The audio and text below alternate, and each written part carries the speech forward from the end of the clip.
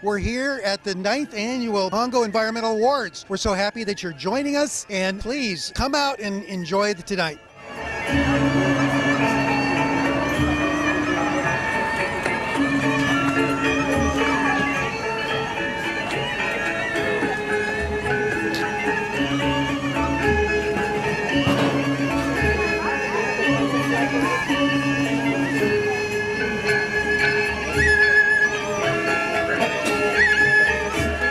Dr. Gary Shapiro, President of the Orang Utan Republic Foundation, with Ed Begley Jr. with his new book, To the Temple of Tranquility and Step on It. Ed, it's a wonderful book. Thanks for coming tonight. Maybe you can tell us a little bit about why you care so much about orangutans. Well, I have the privilege to know people like you that have been protecting them for many, many years, and I thank you for that, all the work you've done in California and the world to help the environment, to protect us from toxics and toxic behavior like eliminating species, to be careless about the species that we all need for our survival. So you're doing a tremendous job. I'm happy to be aligned with you. This is a great event you have every year, and thank you for including me. Thank you, Ed. And I think that what we're doing, I think, is so important for future generations. We got to keep working hard to improve the planet and the biodiversity, which is our theme. Biodiversity matters. Our lives depend on it. So you used to talk about the rivets in the plane. How many does it take, right? Yeah, and that's really a great Paul Ehrlich line. He's a very smart man and a dear friend. And he said years ago, how many rivets can you lose from an airplane before it ceases to fly? Those rivets are the many species that we need for our own survival. So for ourselves alone, we should value them. Absolutely. We're in the Anthropocene. We got to do a lot to make sure that we can fight against the problems that are causing the decline in the species and all the other crossing the planetary boundaries, that we're doing. Exactly. So, point of no return. We got to do something, and I mean now. And now. It's an emergency like Greta talks about. It's just not something that's going to happen. It's happening. The young people get it. Our planet is burning, and we can't stand idly by. That's right. Hi, I'm Craig Perkins. I'm a board member with Heal the Bay, and we are deeply honored tonight to receive an award from the Orang Utan Republic Foundation for the work that Heal the Bay has been doing for almost 40 years in Southern California to protect and restore our ocean resources. We have a concept with Heal the Bay of one water, but we also believe very firmly in the concept of one world. We have to work in an integrated fashion with all the other organizations and activists around the world that are trying to protect and preserve our ecosystem, our marine resources, and the future of our species. We're very honored tonight, and thank you for this award. Everything in this world is connected.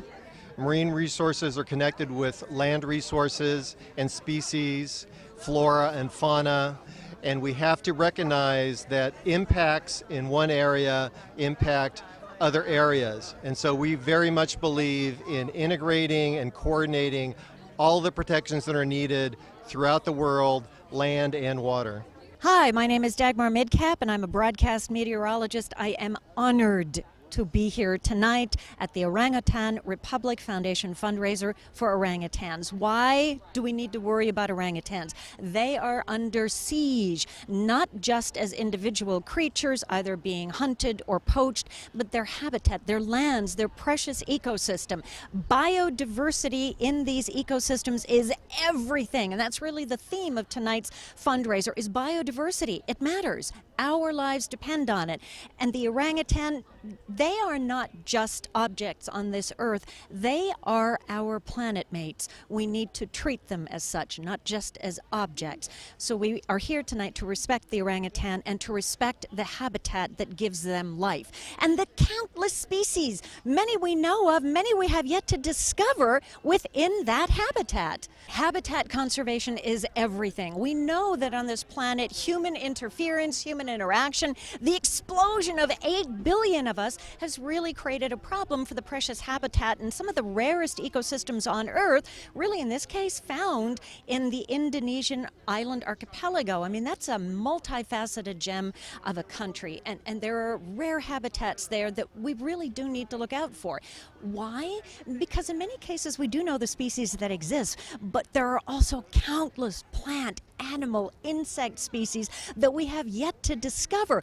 And even if you don't care about them as individual life forms, many of them, most of them, matter to you, the individual human.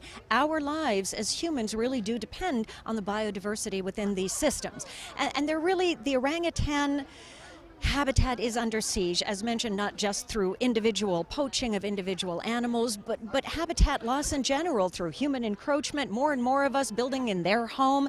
So we really need to look out for them, and they are remarkable creatures. If you've ever looked into the eyes of an orangutan, you're looking into your own eyes, into your own soul. They are to be loved and cherished, and that's what we're doing here tonight, is to look out not just for those individual souls that we share this planet with, but all the countless others that are found within those biodiverse, rich habitat zones. My name is Nemily Gaston, the Director of International Affairs for the Orang Utan Republic Foundation. My love for orangutans and also Indonesia started as a child, growing up in America and also Indonesia. Growing up with dual citizenship, I found the love and the passion for not only the country, but for orangutans. And I always felt that it was our job or our duty as humans to be there for our animals and our environment. And that's part of the main reason to why I support orangutans in Indonesia. And it is an honor in my role here with the foundation to continue that passion and that journey alongside with Dr. Gary Shapiro and the wonderful volunteers at our organization. We have a very dynamic organization of volunteers that solely supports our mission here in also America and Indonesia. It is very important to me with orangutans because I am Indonesian American, so my blood originates from Indonesia, and that's when I first fell in love with orangutans. And living also in Indonesia and here in Los Angeles and New York, here in the United States, it's just an honor to be able to continue that support and passion. People can support by helping donate for our causes. They can help donate for scholarships for our programs to help save the environment, the rainforest, and also orangutans in Indonesia. And you can also support by just listening and learning about orangutans and our foundation and sharing, creating awareness and sharing the awareness with the world. Hi, I'm Nancy Pearlman, host and producer of Eco News Television and Environmental Directions Radio, projects of the nonprofit organization Educational Communications. We are so pleased to be partnering with the Orang Utan Republic Foundation to support their wonderful efforts to save the orangutans.